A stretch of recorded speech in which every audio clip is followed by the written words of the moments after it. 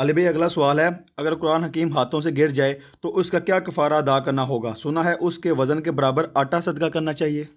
ہاں، یہ ہم نے بھی بچپن سے سنا تھا، لیکن ہم بچپن میں کبھی توفیق نہیں ہوئی اپنے بزرگوں سے، اپنے ماں باپ سے، اپنے استادوں سے پوچھنے کی کہ یہ کہاں پہ لکھا ہوا ہے کہ قرآن اگر ہاتھ سے چھوٹ جائے تو اس کے برابر آٹا جو ہے یا گندم تول کے اللہ کی راہ میں صدقہ کی جائے۔ یہ خود سے ہی انہوں نے ایک طریقہ ایجاد کر لیا اور امت کو اس کا پابند کر دیا ہوا ہے۔ حالانکہ یہ ان کی اپنی فقہ کی کتابوں میں نہیں لکھا ہوا۔ آپ فقہ حنفی کی کتابیں بھی پڑھیں نا، اس میں لکھا ہے کہ اگر مصحف ہاتھ سے چھوٹ جائے تو آپ اللہ کی طرف توبہ کریں، اس کا کوئی اور کفارہ نہیں ہے۔ اور باقاعدہ انہوں نے لکھا ہے ہمارے معاشرے میں جو عجیب و غریب کفارے مشہور ہیں، اس کی کوئی اصل نہیں ہے۔ یہ کفارے مشہور کیوں ہوئے ہیں؟ آپ نے ایک پورا طبقہ پیدا کیا ہے کہ جن کی روزی روٹی جو ہے وہ دین کے ساتھ جڑی ہوئی تھی، تو انہوں نے کوئی موقع جانے نہیں دیا ہاتھ سے۔ انہوں نے کہا یار ادھر بھی اسی اپنا کام پا سکنے ہیں۔ پیچھے مینٹالٹی یہ ہے کہ انہوں نے ہنٹ کیا، آپ کو شکار کیا ہے اس معاملے میں نا، کہ اچھا یہ بھی ایک ڈال دو۔ اب مجھے بتائیں کہ وہ جو آپ نے آٹا صدقہ کرنا ہے وہ دینا کدھر ہے؟ ادھر ہی دینا ہے نا جدھر سے فتویٰ نکلا ہوا ہے، ٹھیک ہے نا؟ تو اس لیے آپ اگر ان سے علمی ڈسکشن کریں گے نا تو آپ کو کوئی نہیں کہے گا یہ کہیں لکھا ہوا ہے، وہ کہیں گے بس مشہور ہے، لیکن اس کا وہ مزہ بھی ویل کر رہے ہیں، ٹھیک ہے نا؟ اور کوئی تھوڑا دلیر بننے کی کوشش کرے گا تو وہ کہے گا کہ جی دیکھیں نا جی ایک غلطی کا کام ہوا ہے، تو قرآن میں تو جگہ جگہ آیا ہے کہ اگر تم سے کبھی برائی ہو جائے تو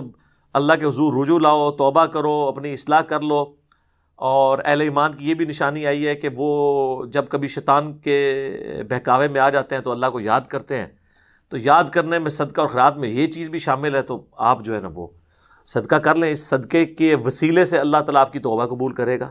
تو اب یہ اتنی لمبی جو اینالوجی بنائی ہوئی ہے، ٹھیک ہے مشورے کے طور پہ تو ٹھیک ہے، لیکن یہ کوئی تعزیر نہیں لگا سکتے آپ کسی کے اوپر۔ جان بوجھ کے تو کوئی مسلمان نہیں قرآن پاک کو نیچے پھینکے گا۔ اور یہ بھی یاد رکھیے گا اگر کوئی جان بوجھ کے قرآن کو نیچے پھینکے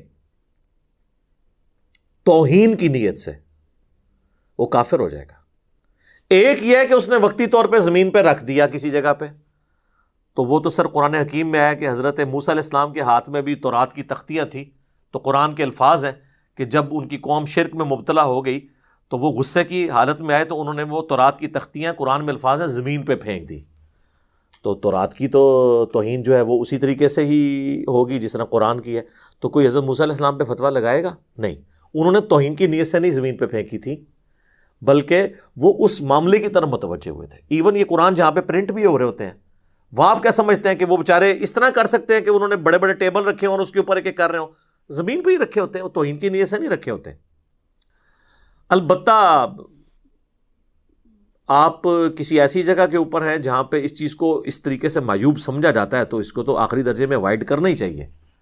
یہ نہیں ہے کہ آپ نے ضرور اس کو زمین پہ ہی رکھنا ہے، ظاہر ہے لوگ فتویٰ لگا دیں گے۔ جس طرح آپ سعودیہ میں دیکھتے ہیں کہ وہ بعض اوقات وہ بہت ایکسٹریم پہ چلے جاتے ہیں، وہ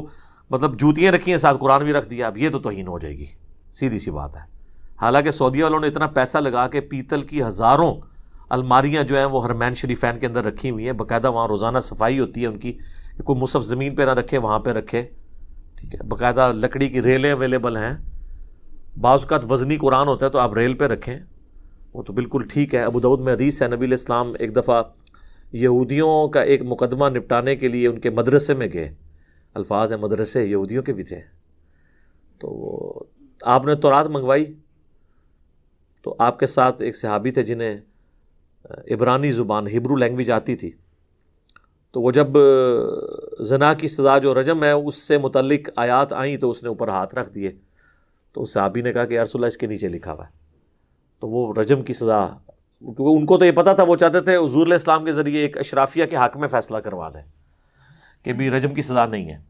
تو اس میں الفاظ ہیں کہ نبی علیہ السلام کو انہوں نے ایک بڑی گدی دی جس پہ آپ بیٹھ گئے، اور تھوڑی دیر بعد جب تورات لائی گئی تو اپنی پیٹھ کے نیچے سے آپ صلی اللہ علیہ وآلہ وسلم نے گدی سامنے رکھی اور تورات کو زمین پہ نہیں رکھا بلکہ گدی پہ رکھا، تحریف شدہ تورات کو،